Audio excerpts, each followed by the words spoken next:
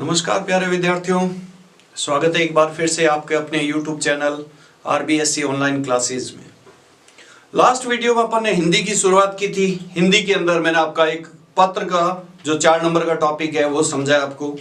उम्मीद करता हूँ पूरी हेल्प मिली होगी आपको। वीडियो को अच्छे से देखें, पूरा फॉर्मेट मैंने आपको समझाया।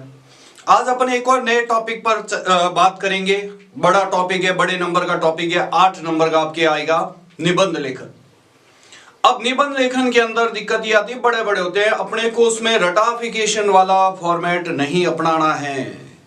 रटाफिकेशन नहीं करनी है, उसको भी आपको समझ के करना है। निबंध के अंदर क्या फॉर्मेट है, किस चीज को लेके क्या क्या आपको उसके अंदर पॉइंट बनाने होते हैं, आज मैं इस वीडियो के अंदर आपको वो चीजें सिखाता हूं। ध्यान से पूरा वीडियो देखना, क्योंकि 8 नंबर बहुत ज्यादा होते हैं। 8 नंबर का आपके ये टॉपिक है। तो शुरुआत करते हैं अपन निबंध लेखन की। निबंध लेखन के अंदर पहला आपके आएगा, वो आएगा प्रस्तावना। प्रस्तावना जिसको अपन भूमिका भी कह सकते हैं। प्रस्तावना को भूमिका भी कह सकते हैं।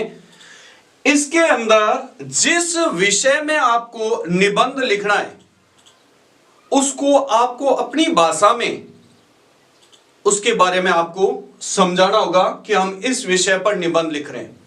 मान लीजिए आप जैसे पर्यावरण प्रदूषण पर निबंध लिख रहे हैं, तो आप इसमें लिखोगे कि आज पूरा देश, पूरा विश्व पर्यावरण प्रदूषण से जूझ रहा है। प्रदूषण के कारण अनेक तरह की बीमारियां फैलती है, अनेक तरह की बीमारियां फैल रही है चारों तरफ। आज हर तरह वायु प्रदूषण है, ध्वनि प्रदूषण है, इनसे मनुष्य बुरी तरह से परेशान है। इस तरह से करके आपको प्रस्तावना लिखनी। प्रस्तावना के जस्ट बाद में अब उस विषय में आपको दूसरा पॉइंट बनाना है कारण का।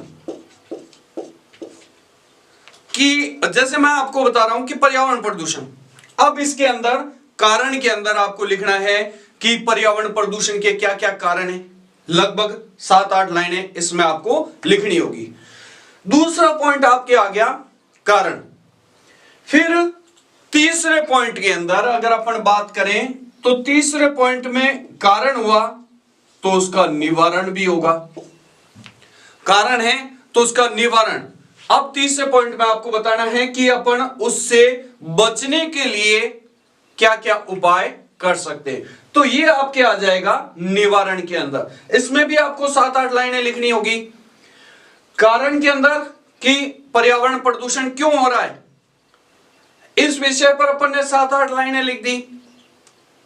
फिर कारण के बाद में आ जाएगा निवारण, कि हम इस पर्यावरण प्रदूषण को रोकने के लिए क्या क्या उपाय कर सकते हैं, वो आ जाएगा आपके निवारण के अंदर।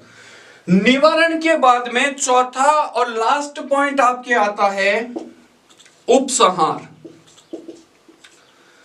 उपसंहार के अंदर आपने जो निबंध लिखा है उस निबंध के ऊपर आपको जो मुख्य बातें हैं उस निबंध का पूरा सारांश आपको लिखना है संक्षिप्त रूप में। पूरे निबंध का आपको सारांश निकालना है संक्षिप्त रूप में। ये आपके आ जाएगा उपसंहार के अंदर। अब इसके बाद में जैसे कई निबंध ऐसे होते हैं, जैसे अपन मान लीजिए बात करें मोबाइल फोन या इंटरनेट, तो इसके अंदर अपन कारण की जगह मोबाइल फोन के गुण भी लिख सकते हैं या उपयोग लिख सकते हैं। ये दूसरा पॉइंट ये बना लिया। पहला पॉइंट वही प्रस्तावना। प्रस्तावना के अंदर फिर बता रहा हूं कि आपको उस विषय की भूमिका तैयार करनी है कि किस विषय पर आप निबंध लिख रहे हो, उसको आपको अपनी भाषा में बना के लिखना है। अब मान लीजिए आप लिख रहे हो कि इंटरनेट के फायदे और हानियां, तो दूसरा पॉइंट आप बना सकते हो कि गुण या उपयोग। तो इसके अंदर आप इंटरनेट से या मोबाइल फोन के क्या क्या गुण है, क्या क्या उपयोग किए जा सकते हैं, क्या क्या लाभ हो सकते हैं, इसमें गुण उपयोग या लाभ भी लिख सकते हैं इसमें अपन। ठीक है ना। तो इसमें अपन इनके इंटरनेट के क्या क्या लाभ है उस पर आधारित अपन 7-8 लाइनें लिख दें। फिर तीसरा पॉइंट अपन बनाएंगे कि लाभ है तो साथ में इनकी हानियां भी है, लाभ हुआ है तो साथ में इनकी हानियां भी है।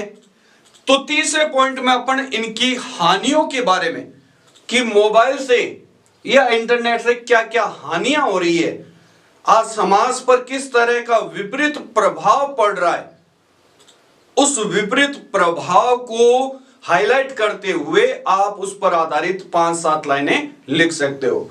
फिर वही लास्ट में उपसंहार, उपसंहार के अंदर आपको पूरे निबंध का सारांश निकालना है और उसको संक्षिप्त रूप में लिखना है। इस तरह से आप निबंध के अंदर पूरे 8 नंबर निकाल सकते हैं।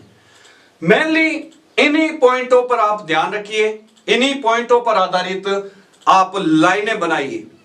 पहली चीज आपकी प्रस्तावना वो मजबूत होनी चाहिए, सशक्त होनी चाहिए, और उपसंहार आपका मजबूत और सशक्त होना चाहिए। इन दोनों की भाषा इतनी सटीक होनी चाहिए कि एग्जामिनर के ऊपर इतना अच्छा प्रभाव पड़े कि उसे बीच वाला मैटर पढ़ने के लिए पढ़ना ही ना पड़े। मेनली प्रस्तावना पर और उपसंहार पर मुख्य रूप से फोकस किया जाता है, तो ये दोनों चीजें आपके अच्छे से होनी चाहिए। फिर बता रहा हूं, प्रस्तावना में आप उस निबंध की पूरी भूमिका एकदम अपनी भाषा में बहुत ही अच्छी भाषा का प्रयोग करते हुए, सटीक भाषा का प्रयोग करते हुए लगभग 5-6 लाइनों, 4-5 लाइनों में भी लिखते हो तो हो जाएगा। उसके जस्ट बाद में जब लास्ट पॉइंट आप लिखो उपसंहार, उपसंहार में पूरे निबंध का आप एकदम अच्छे से सारांश निकालो और उस सारांश को संक्षिप्त रूप से लिख दो। तो ये आपके, और बीच में कारण आ जाएगा, निवारण आ जाएगा, या कोई जैसे निबंध मैंने आपको बताया कि अगर आप मोबाइल पर इंटरनेट पर लिख रहे हो तो उनके क्या क्या गुण हैं, कोई सा भी आप निबंध लिख रहे हो उस चीज के क्या कारण हैं वो लिख दो, या उसके क्या गुण दोष हैं, गुण हैं वो लिख दीजिए। फिर मान लीजिए उसके निवारण, उससे बचने के क्या उपाय हैं वो लिख दीजिए, या उसकी क्या हानियां हैं वो लिख दीजिए, और लास्ट में उपसंहार आ जाएगा।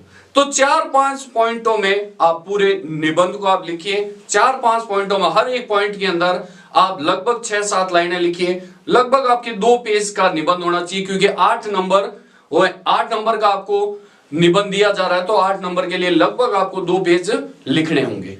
तो इस तरह से करके आपको निबंध तैयार करना है। तो उम्मीद करता हूं निबंध लेखन में अब आपको कोई दिक्कत नहीं आएगी। तो वीडियो कैसा लगा कमेंट में जरूर बताएं। धन्यवाद।